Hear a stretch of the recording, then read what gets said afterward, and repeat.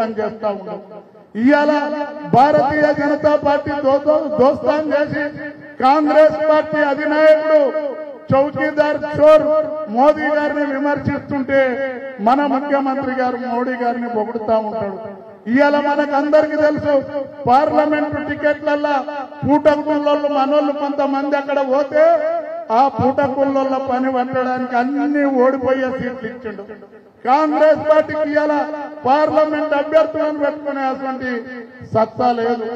కాబట్టి సోదరులారా, ఈ ఒక సెక్యులర్ భావాలు కలిగినటువంటి ఈ మన దేశం, మన రాష్ట్రం, మన ముఖ్యమంత్రి గారు ఈనాడు భారతీయ జనతా పార్టీ వాళ్ళు చెప్తారు పుల్వామా ఘటన అని చెప్పి ఒకసారి అధికారంలోకి, తర్వాత ఇప్పుడు రామ జన్మభూమిని చెప్పి ఇదొక అధికారంలోకి రావడానికి చేస్తారు.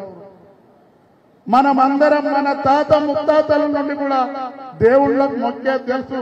ఉప్పలమ్మ గుళ్ళు కట్టుకున్నాం, సీతారాముల కళ్యాణం చెరువు గట్లు అయ్యేది, సిరిసన గడ్ల కాడ అయ్యేది, భద్రాచలంలో అయ్యేది. బీజేపీ పుట్టి 30 సంవత్సరాలు కూడా కాలే, రాముడు మా పేటెంట్ అని చెప్తారు. మనం అందరం కూడా వాళ్ళని తిప్పికొట్టాలి. ఇవాళ సిగ్గుండాల వాళ్ళని చెప్పడానికి మన భువనగిరి పార్లమెంటు నియోజకవర్గంలోనే యాదాద్రి టెంపుల్లో భారతదేశంలోనే కృష్ణశిలలతోటి కృష్ణదేవరాయలో, చాణుక్యులో, చోళులో కట్టిన విధంగా యాదాద్రి టెంపుల్ ను నిర్మించి ఈనాడు ఈయన కన్నా ఎక్కువ భక్తున్నోళ్ళ బీజేపీ వాళ్ళని నేను మనవి చేస్తా ఉన్నా. సోదరులారా, ఇవాళ ఈ భువనగిరి ప్రాంతంలో కాంగ్రెస్ పార్టీ అభ్యర్థిగా పెట్టినటువంటి వ్యక్తి ఎన్నడూ రాహుల్ గాంధీ గారు చెప్తా ఉంటారు పారాచూట్ క్యాండిడేట్లకు వేయొద్దని.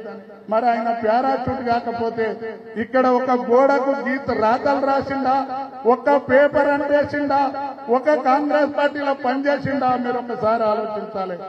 ఇవాళ కాంగ్రెస్ పార్టీలో పనిచేసిన వాళ్ళు మీ భువనగిరిలో గర్దాస్ బాలయ్య లాంటి వాళ్ళు, ఇంకెవరో ప్రమోద్ కుమార్ లాంటి వాళ్ళు, డీరాముల్ లాంటి వాళ్ళు చాలా మంది. అలాంటి వాళ్లకు కౌన్సిలర్ అవకాశం కూడా రాలే.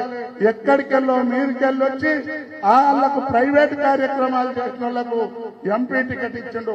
ఇవాళ కాంగ్రెస్ పార్టీ సోదరులు ఒకసారి ఆలోచన చేయాలి. అసలైన కాంగ్రెస్ నాయకులను ఇవాళ గొంతు నొక్కి కేవలం రేవంత్ రెడ్డి సేనను తయారు చేసుకుంటున్నారు.